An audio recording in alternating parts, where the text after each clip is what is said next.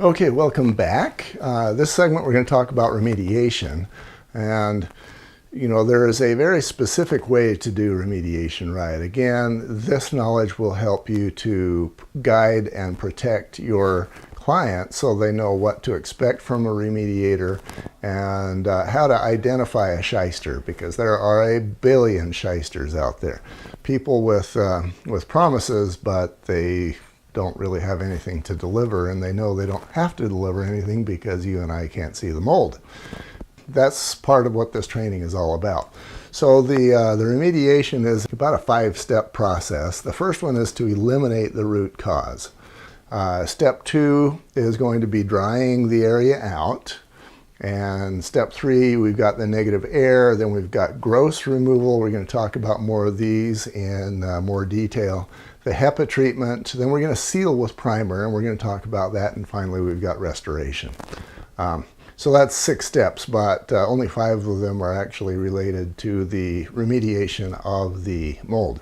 So going back to the first one, eliminating the root cause, maybe that's a roof leak, maybe it's a plumbing leak, maybe in one case it was because somebody actually installed wet insulation in the walls, and while that wet insulation was up, they put the sheetrock up behind it, and that wet insulation was just trapped there for who knows how long until it finally evaporated.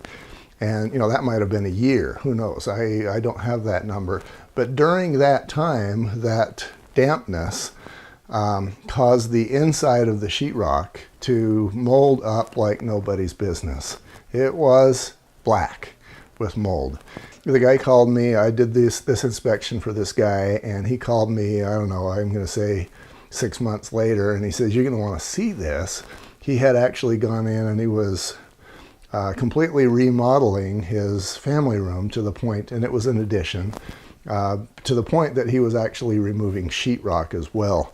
And he had removed some of it, saw this black, nasty mold history on the backside.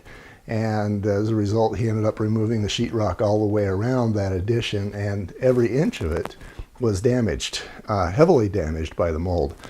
The next question, of course, is why? What water source is all the way around this room? Obviously, it wouldn't have been, maybe a roof leak, because that would have been a spot. The whole room was moldy like that. That it was part of the installation or something that's going to be very consistent across the room. In that case, eliminating the root cause had already happened because this wet insulation over years had dried out, and then the mold that had a very healthy time for whatever period of time, it eventually died off when things dried out. Step 2 is to actually dry, if you're remediating, step 2 is to actually dry the area out. You can do this with a dehydrator, and these are similar to the stuff that you can buy at places like Walmart or Home Depot, but they're much bigger, much more effective. And what these are going to do is they're actually going to pull humidity from the air, condense that, and then pump it out. They'll drain to maybe a toilet or a shower or somewhere outside of the house where that water can drain away successfully and safely. So as they are pulling this water from the air now is drying out, and it's saying, "Hey, I'm dry, I need replacement air." And that's going to pull water from the carpet, from the walls, anywhere that it can get replacement humidity. And in this way, you can very consistently and reliably and evenly dry a room out. You'd think that would be a very difficult way to do it, but this is the way the professionals actually get it done. They'll bring in those dehydrators, and those things are big. They're about 3 or 4 feet tall, and yes, you can rent them at places like Home Depot, some of them, not all of them, but they are very effective. Sometimes you got to leave them in depending on how much water there is in the damaged area. Sometimes you can get rid of that in a day, sometimes it'll take longer than that.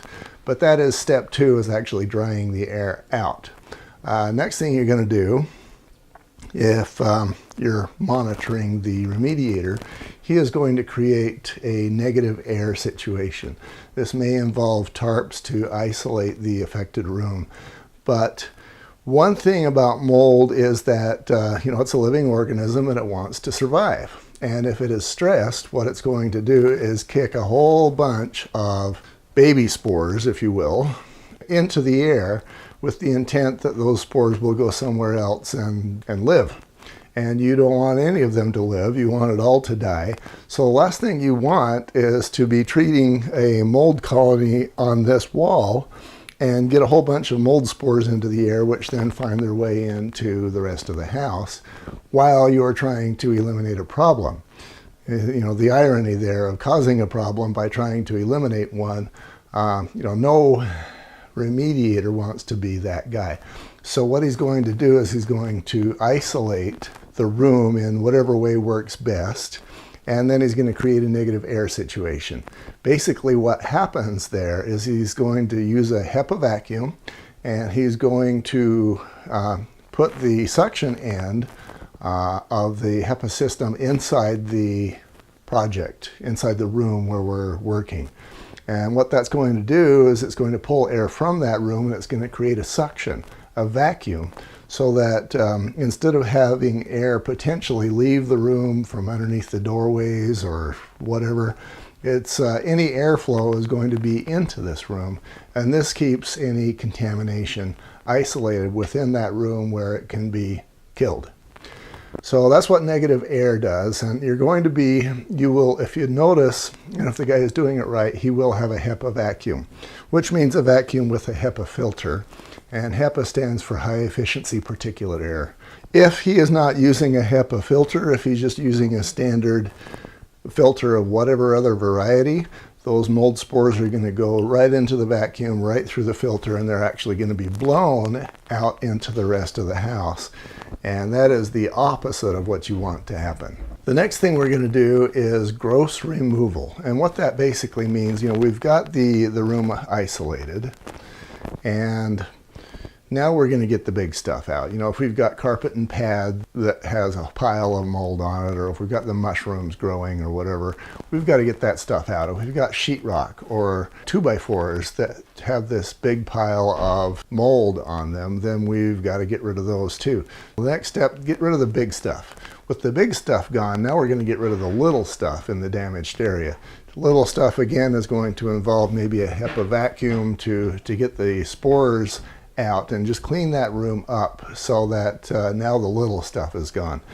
What we have left after that point is going to be molds that are clinging stubbornly onto maybe a stud that we perhaps don't want to replace. Whatever it is, if there is a sign of mold that is not physically removed with the gross removal, and it's not physically removed with the HEPA treatment, then the next step is to actually seal that.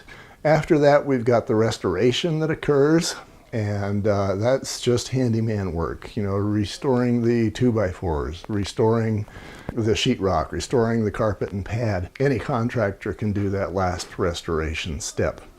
Another thing that's important that will help you to identify whether you're dealing with a pro or not is the contractor, as he is doing the remediation, you're going to want to see him fog the room.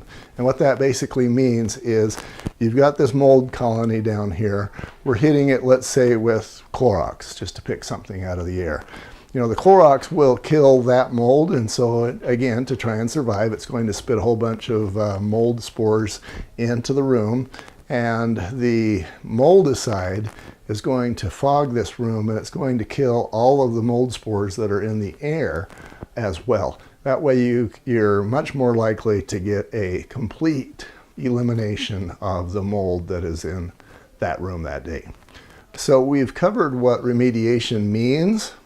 In the next segment, I'm just going to give you some background on what remediation is not. That's an important section because, there are a lot of shysters out there, we'll put it that way. We'll be right back.